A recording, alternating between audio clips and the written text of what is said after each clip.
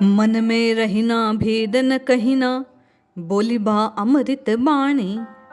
आगिला अग्नि होई बा अवधू, तो आपन होई बा पानी।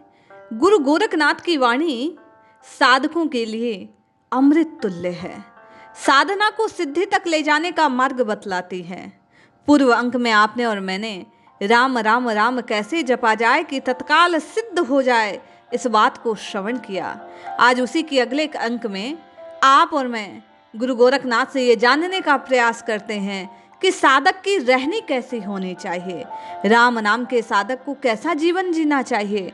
राम राम राम राम जपकर यदि आप और मैं राममय होना चाहते हैं, इस स्वप्न की पूर्ति चाहते हैं, इस स्वप्न को साकार करना चाहते हैं, तो राम नाम जापक कैसे जिए, कैसे रहे, कैसे राम राम राम जपे, इस बात पर गुरु गोरखनाथ प्रकाश डालते हुए कहते हैं, हब की न बोली बा ठब की न चली बा, धीरे धरी बा पाँव रे, गर्बन करी बा सहजे रही बा, भणतरो रस राव। अचानक हबक कर नहीं बोल उठना चाहिए, पाँव पटकते हुए चलना नहीं चाहिए, धीरे धीरे धीरे पाँव रखना चाहिए।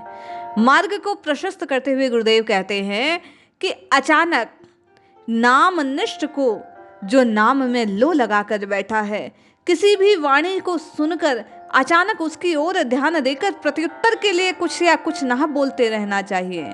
उसे अपने मार्ग पर अडिग रहना चाहिए, ध्यान पूर्णतया अपने साधन पर होना चाहिए, गर्व उसे करना नहीं चाहिए।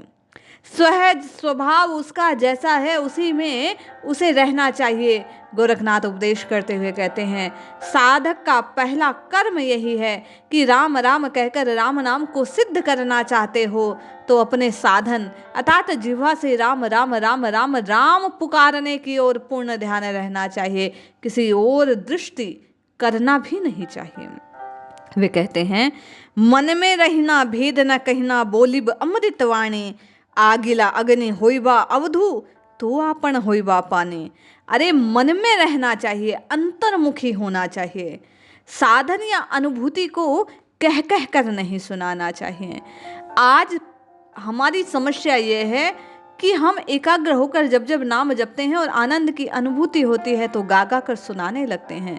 गुरु गोरखनाथ कहते हैं, साधन को सिद्ध करना चाहते हो तो इस अमृत तत्व को पचाना सीखो, अंतर्मुखी अपनी वृत्तियों को करो, गाने की प्रवृत्ति से नृत्य की ओर बहने का साधन करो। भेद रहस्य किसी को नहीं बताना चाहिए, मीठी वाणी बोलनी चाहिए। सामने वाला व्यक्ति आग बबूला भी रहे तो आपको शांत रहना चाहिए। क्रोध के बदले क्रोधित ना होकर साधक को चाहिए कि विनय को, क्षमा को धारण करे। गोरखनाथ जी कहते हैं, या आप राम राम राम जपकर राममय होना चाहते हैं तो आपके जीवन में क्षमा का स्थान सर्वोपरि होना चाहिए। गोरखनाथ कहते हैं, गोरस कहे सुनो रे अवधू, जग में ऐसे रहना, आंखें देखिबा काने सुनिबा, मुख थे कछु न कहना। गोरखनाथ जी कहते हैं, संसार में दृष्टा साक्षी की भांति रहना चाहिए। आंख से सब कुछ देखे, कान से सुने, परंतु मुंह से कुछ भी कहना नहीं चाहिए। आप और मैं संतों की वाणी को सुने, प्रभु की लीलाओं को सुने, देखें, किंतु अपने भीतर की अनुभूतियों को गाएं नहीं। मुख से कुछ भी नहीं बोलना चाहिए। संसार को भी देखें, परमार्थ को भी देखें और सुने, किंतु कहने की ओर से आपको और मेरा ध्यान हट जाना चाहिए। गोरखनाथ जी कहते हैं, नात कहे तुम आपा रोसो, हट करी बात न करना, यहूं जगह है कांटे की बारी, देश देश पग धरना।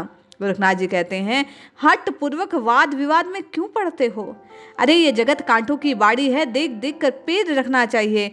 वाद विवाद के कांटों में उलझ पड़े तो साधन भ्रष्ट हो जाएगा। आज के समय में अनेका अनेक साधन की पद्धतियां हैं, अनेका अनेक साध्य हैं, अनेका अनेक जीवन में संप्रदायों का उदय हो चुका है। आध्यात्म में भी, सनातन में भी, नाम निष्ठा में भी अलग अलग पंथ चल पड़े हैं। किसी के अनुसार ये उत्तम है, किसी के अनुसार ये उत्तम है, किसी के अनुसार यह रीति है। गोरखनाथ जी कहते हैं, आपको किसी वाद विवाद में पड़ने की आवश्यकता नहीं है। आप राम राम राम जप कर राममय होना चाहते हैं तो गुरु प्रदत्त नाम को गुरु प्रदत्त रीति से जपते जाइए, आपका कल्याण हो जाएगा। पूर्ण पद में केवल और केवल आपको और मुझे एक ही बात की ओर गुरु गोरखनाथ का संकेत है।